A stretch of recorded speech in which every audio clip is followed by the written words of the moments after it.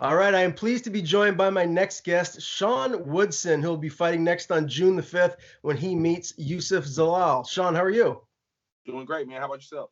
I'm good, and I know we're all excited to see you climb back in the octagon. It has been far too long since we've seen you compete. Last, we're closing in on, what is it, almost a year layoff now. What has life been like for you since?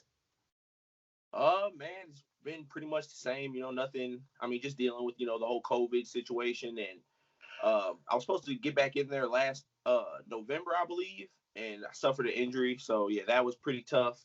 And yeah, man, I've just been sitting, not sitting, well, working, and just every day counting down the days so I can get back in the octagon. Yeah, you were supposed to fight Jonathan Pierce in November. Can you elaborate a little bit more on the injury and how you're feeling now? Yeah, I was supposed to fight Jonathan Pierce. Was in military toward the back end of training camp. It was one of the best training camps I had. I felt great, and I can't even remember. It happened so long ago. It was about I think maybe 2 weeks before the fight or something along those lines like that. I was finishing up some of the last live rounds, and then we were just hitting the point where we were gonna taper down and just take it easy before the fight. And yeah, on one of the last hard days in the middle of grappling, I had messed up my rib a little bit, torn some cartilage in my rib. It was pretty bad. I still had a good amount of weight to cut, and I just just fighting wouldn't have been smart with that torn cartilage in my rib, so I had to pull out. How long does that take to recover from something like that? I mean, I'm sure you're 100% now from that injury, but just kind of run me through what that rehab was like. They said the rehab was going to be about 6 to 8 weeks, but I even took a little bit longer than that. It was probably about 2.5 to 3 months before I didn't feel it anymore at all. And yeah, now I'm 100%. It's all good. It's all good now. And I'm even after I've healed, I'm in my strength conditioning workouts now. Like we incorporate stuff to make sure that that doesn't happen again. Very good. Now, again, that last fight that you had was back in June of 2020. Tell me, that was smack right in the middle of the pandemic when it's pretty much at its worst. What was 2020 like for you? Like, how did it affect your day-to-day life, your training? Just tell me what that was like. Oh well, when it first hit, it was hard. I mean, it was new to everybody else. Everybody, including me, and yeah, just trying to adjust and trying to not training wasn't an option. So still trying to adjust, still trying to figure out ways to train and stay ready for these fights. And because of the COVID, because of the training situation, I wasn't exactly in the best shape that I normally keep myself in. And it had already been about 8 months, I believe, since I had fought prior to that. And yeah, the UFC came to me with a fight. It was about 2.5 weeks notice, and I knew I wasn't in the right shape to take the fight, but I didn't want to let that opportunity pass me up because I didn't know when another one was coming. So yeah, I jumped on it, and yeah, 2020. It was rough. It was rough. I had the big 2019, continuing series when I got signed, and then yeah, 2020, the whole COVID situation happened, and I took that loss in my last fight, but it's all a learning experience, and I'm looking forward to the future. Yeah, what else can you take from that loss to Julian? Obviously, I mean, he's a veteran. He's been at this for a long time, so there's really no shame in losing to someone as good as him. But when you look back at that, like how have you gotten better? Like what have you learned from that loss? To be honest, man, I learned from that loss that I'm supposed to be here. As crazy as that sounds, like that's the main thing I took from that loss was like, I'm supposed to be here because, like I said, I feel like I was nowhere near the shape I should have been to be in that fight. And even at that, it's like, I still had it. I still had that fight, and yeah, I just got caught slipping. But it's really fired me up and motivated me to get back in there and show, that that wasn't the real me, and to show what the real me is. Is that a fight you're hoping to get again at some point soon? That rematch with Julian? Of course, 100%. He's on. He beat me. He beat that guy Nate. He's on a nice winning streak right now, and yeah, I'm hoping to after I pick up this win and maybe another one or whatever, to yeah, somewhere along the line get that fight back. I mean, if you ask me, I mean, as bad as I want it, I don't think he would accept that fight again. But I'm definitely hoping for it for sure. Yeah, I know the fans would like to see it. Tell me, what do you like to do outside of your MMA love and training? Like what does life look like for you and your family and your downtime? What hobbies do you have? mean, fighting pretty much is my life. If I'm being honest, you probably have heard that from a lot of guys, but like fighting is my life. But yeah, when I'm not doing something fighting related, it's just really just sitting around resting. And I play video games a lot. I'm sure people have heard me talk about that in my interviews. I play a lot of video games. Yeah, just hang out with my family and my close friends. I don't do too much. I live in St. Louis. It ain't really the smartest thing to be out here trying to just be on the party scene too much and be kicking it like that. I stay in my lane and stay out the way. Gotcha. Makes sense.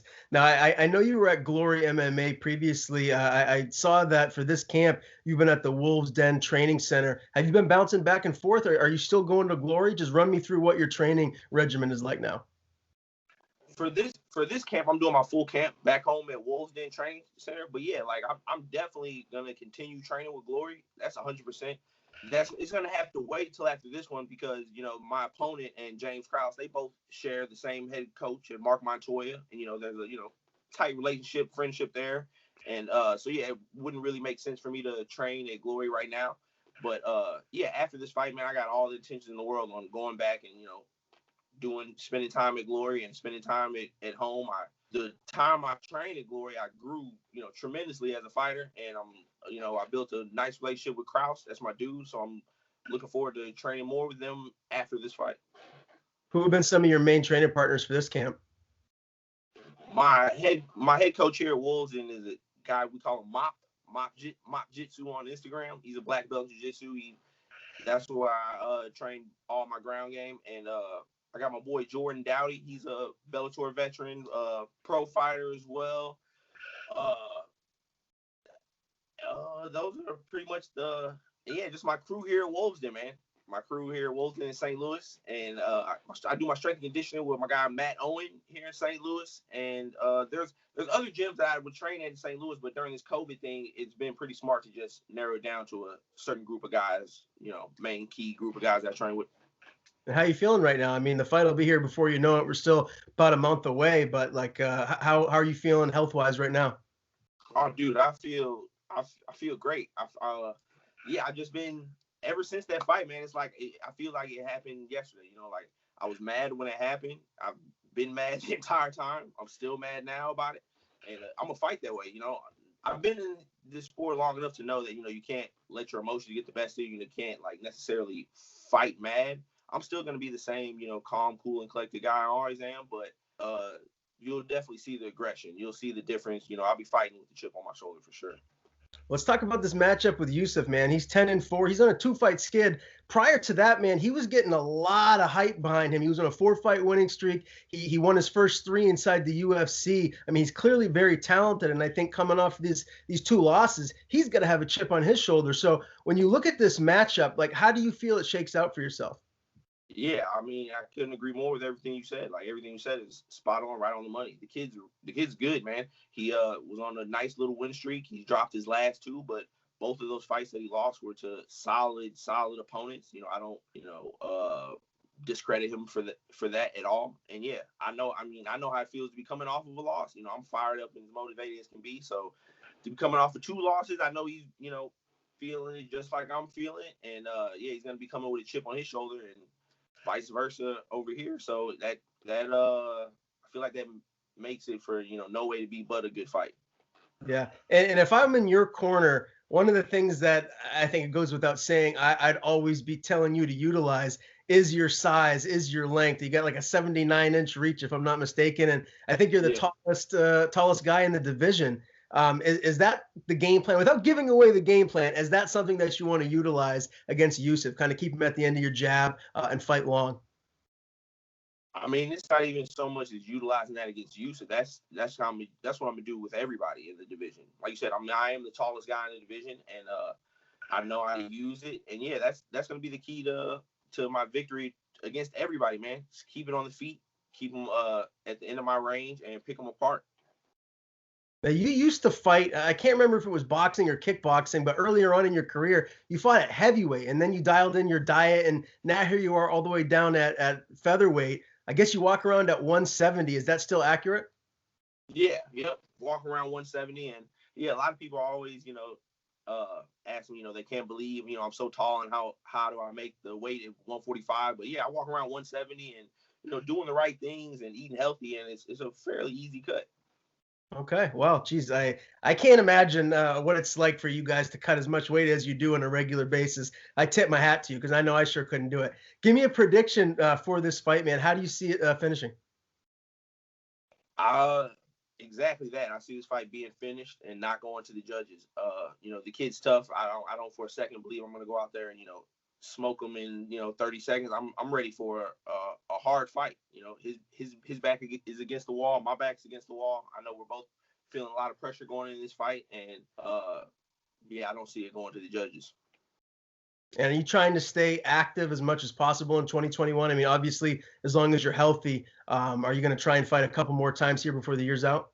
Yeah, that's a huge thing for me. My first few fights in UFC have kind of been slow, big gaps in between, and I'm looking to switch that up. After this one, I'm gonna make it be known that I definitely want to stay active from here on out.